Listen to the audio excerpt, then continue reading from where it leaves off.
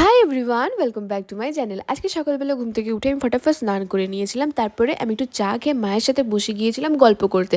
আর এই গল্পের মাঝে না মাকে আমি কী সব প্রশ্ন করি যেগুলোর অ্যান্সার মা আমাকে কখনোই দিতে পারে না, আর আমি এগুলো পুরো হাসাহাসি করতে থাকি। তারপরে তো যাই হোক, ভাই আমার জন্য এই পেয়ারাগুলো নিয়ে এসেছিলো। পেয়ারাগুলো না দারুণ টেস্টি ছিল দেখতে, কিন্তু খেতে একদমই টেস্টি ছিল না।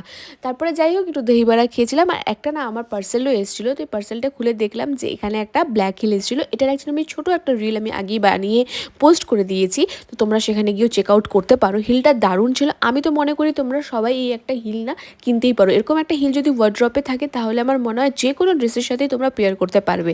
আর এই হিলটা দেখার পরে আমার এটাই ফিল হচ্ছিলো যে আমি কবে পরবো, কিন্তু আমি তো মনে হয় না 6 মাসের আগে এই হিলটা পরতে পারবো। তো যাই হোক, এটা একটা আমার জন্য সবচেয়ে বেশি দুঃখের জিনিস যে আমি এটা পরতে পারবো না। তারপরে মা আমাকে বলছিল যে তুই কী খাবি, তো আমি বললাম যে কালকে তুমি ফ্রাইড রাইস আর চিকেন করেছিলে, সেটা খুবই টেস্টি করেছিলে, তো তুমি আমাকে সেটাই দাও খেতে। তো আমি তারপরে সেগুলো খেয়ে ওষুধ টষুধ খেয়ে আমি বসে গিয়েছিলাম টিউশন পড়াতে, যেটা আমার রেগুলার কাজ আর কি।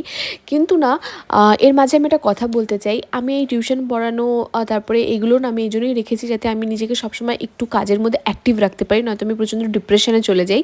যাই হোক, তারপরে আমাকে বিকেলবেলা ভাই এত কিছু খাবার এনে দিয়েছিল। অ্যাকচুয়ালি আমি সব ফাস্ট ফুডই খাচ্ছি এখন, যেগুলো একদমই খাওয়া উচিত নয়। তাই রাত্রেবেলা মাকে বললাম, মা তুমি আমাকে খাইয়ে দাও। তাই মা আমাকে ভাত, আলু সিদ্ধ আর ডিম সিদ্ধ দিয়েছিল, যেটা এত টেস্টি করে মা মেখে দিয়েছিল না যে খেয়ে আমি কী বলবো। বলে না, মায়ের হাতের মাখা জিনিস সবসময় টেস্টি হয়। তারপরে এই যে দেখো এতগুলো ওষুধ খেয়েছি, তারপরে চলে গিয়েছিলাম আমি ঘুমোতে। যদি তোমাদের এই ভিডিওটা ভালো লেগে থাকে প্লিজ একটা লাইক, শেয়ার অ্যান্ড সাবস্ক্রাইব করতে ভুলো না। বাই।